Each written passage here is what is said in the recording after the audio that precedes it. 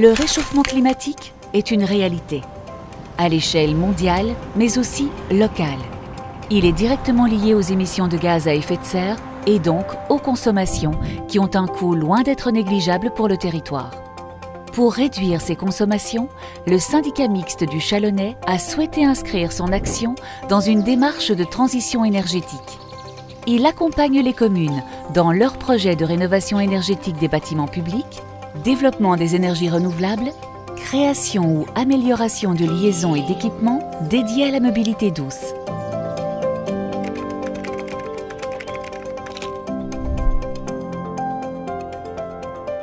Le projet est sur l'espace Georges Brassens. C'est une construction qui date de plus de 30 ans et qui n'avait jamais fait l'objet de rénovation. C'est une salle multi-activités qui représente donc un lien social, culturel, sportif au-delà même de Saint-Rémy.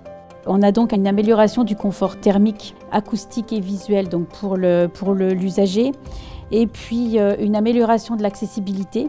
Au niveau des consommations énergétiques, donc on a une diminution d'environ 20% de dépenses de gaz.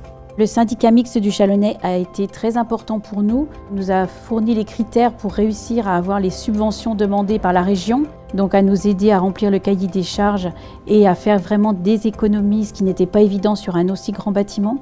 Et puis pour monter donc les dossiers aussi financiers, donc il y avait le côté technique, mais aussi le côté financier. Si je peux donner un conseil aux communes, n'hésitez pas à les contacter parce que c'est vrai que le syndicat mixte du Chalonnais, les collaborateurs sont disponibles et sont très réactifs et peuvent vraiment vous aider dans un futur projet.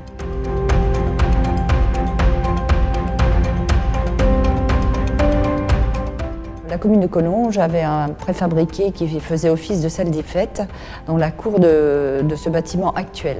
C'était un bâtiment non conforme au niveau de l'accessibilité et très énergivore. Donc nous sommes dirigés auprès des services de l'ATD qui nous ont permis de mûrir ce projet avec l'aide du syndicat mixte du Chalonnais pour l'ingénierie financière.